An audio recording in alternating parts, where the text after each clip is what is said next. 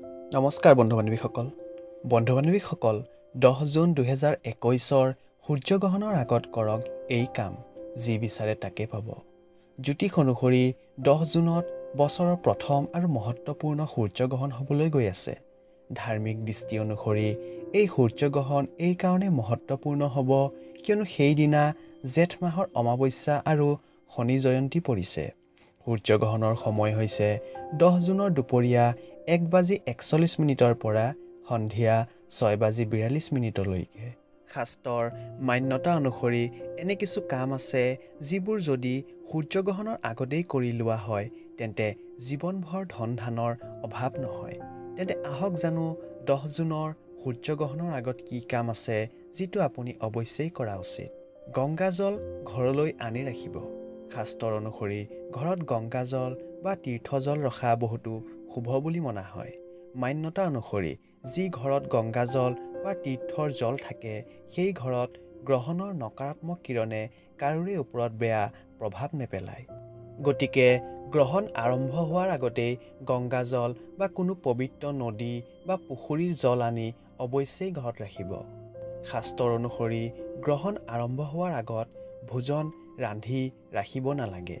গ্ৰহণৰ আগত বা গ্ৰহণৰ সময়ত বনোৱা ভোজন দূষিত বুলি মনা হয়। গতিকে গ্ৰহণৰ আগত এইটো ধ্যান ৰাখিব যে ঘৰত যাতে ভোজন নবনায় আৰু গ্ৰহণো নকৰে।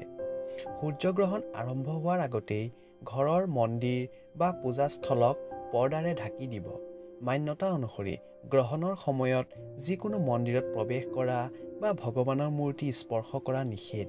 গতিকে গ্ৰহণৰ আগতেই মন্দিৰ বা পূজাস্থল পৰ্দাৰে ঢাকি ৰাখিব। সূৰ্যগ্ৰহণ আৰম্ভ হোৱাৰ আগতেই সূৰ্যদেৱক ৰঙা ফুলেৰে অৰ্ঘ্য অৱশ্যেই দিয়া উচিত। শাস্ত্ৰৰ মান্যতা অনুসৰি যি ব্যক্তিয়ে সূৰ্যগ্ৰহণৰ দিনা সূৰ্যগ্ৰহণ আৰম্ভ হোৱাৰ আগতেই তামৰ পাত্ৰত জল লৈ তাত ৰঙা ফুল দি সূৰ্য ভগৱানক জল অৰ্পণ কৰে তেনে ব্যক্তিৰ সকলো দুখ কষ্ট দূৰ হয় তথা অক্ষয় পুণ্য প্ৰাপ্ত কৰে। মনত ৰাখিব, গ্ৰহণ কালত সূৰ্যদেৱক জল অৰ্পণ কৰা নহয়। গ্ৰহণ আৰম্ভ হোৱাৰ আগতেই যিকোনো প্ৰকাৰৰ পূজা সামগ্ৰী পূজাৰ বাবে আগতীয়াকৈ সাজু কৰি নাৰাখিব। কিয়নো শাস্ত্ৰৰ অনুসৰি গ্ৰহণ আৰম্ভ হোৱাৰ আগতেই সাজু কৰি ৰখা পূজা সামগ্ৰী শুদ্ধ বুলি মনা নহয়।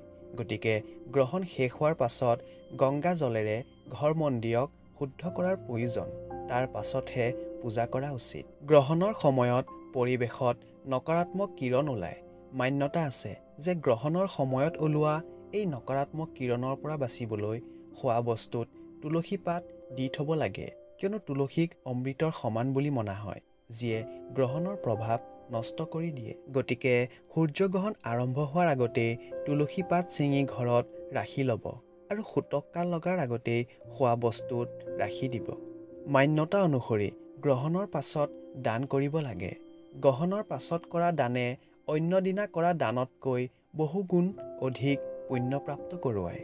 ইয়াৰ দ্বাৰা ঘৰলৈ সুখ সমৃদ্ধি আহে। ধ্যান ৰাখিব, আপুনি গ্ৰহণৰ পাছত যি বস্তু দান কৰিব বিচাৰিছে সেই বস্তুবোৰ গ্ৰহণৰ সূতককাল লগাৰ আগতেই ঘৰলৈ আনি ৰাখিব যাতে আপুনি গ্ৰহণৰ সম্পূৰ্ণ শুভফল প্ৰাপ্ত কৰে। বন্ধু-বান্ধৱীসকল, এয়াই আছিল আজিৰ ভিডিঅ'। ধন্যবাদ।